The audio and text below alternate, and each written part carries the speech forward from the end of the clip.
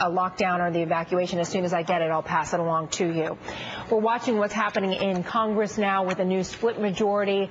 John Boehner has just been sworn in and then has in turn sworn in those other lawmakers in the House. With me now is Democratic Congresswoman Barbara Lee from California. It's good to see you today, Congresswoman. Glad to be with you. So it's got to be a little bit of a jarring feeling to listen today to Republicans saying we're going to be the voice of the people, we're going to take back the House, this is the people's House. What's your sense going forward that that you haven't been doing the job of the people, that Republicans are now taking on that mantle? Well, first, this is the people's House, and Democrats have been doing the work of the people. When you look at what we have done over the last few years, when you look at the fact that we passed health care reform, a major, major effort with no Republican votes, now we have a health care system that will finally make health care affordable and accessible for everyone. When you looked at what we did with regard to education and increasing Pell Grants, when you look at what we did in terms of making sure that Native American and African American farmers receive justice in the lawsuits that have been pending for years and years. When you look at all of the initiatives in terms of job creation and economic recovery efforts, you can't tell me that we have not been doing the people's business, and we're going to continue to do that. And where we find common ground with the Republicans, we intend to work with them. We've got to create jobs in minority communities. The unemployment rate is 16-17%. That's unacceptable.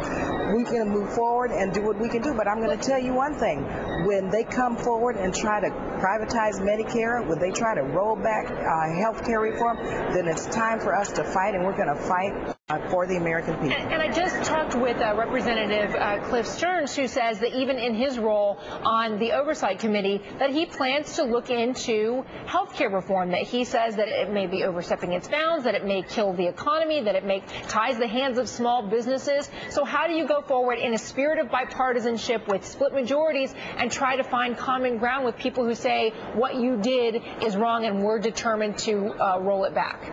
I don't think the Republicans, quite frankly, really got the message from the American people. People need jobs. They're desperate for jobs. That's what the agenda should be. When you talk about repealing health care reform, that doesn't make any sense. When you look at the fact that, for instance, a young child with leukemia, up until this health care reform bill passed, could not get health insurance because of a pre-existing condition. That's outrageous. The American people are not going to tolerate the Congress in repealing this health care reform. They voted for jobs. We've been working on job creation, economic recovery efforts, and I think at the end of the day, the American people are going to rise up and say, no, wait just a minute, we didn't vote to repeal health care reform. We voted for you to turn the economy around and to create jobs, and I think that is what our mission and that's what our job has to be. All right, well, Congresswoman Barbara Lee, it's good to talk to you today. Good luck in the next 2 years. Thank you very much. All right, let's go back to the breaking news we're following now out of Omaha, Nebraska. It looks like WOWT is reporting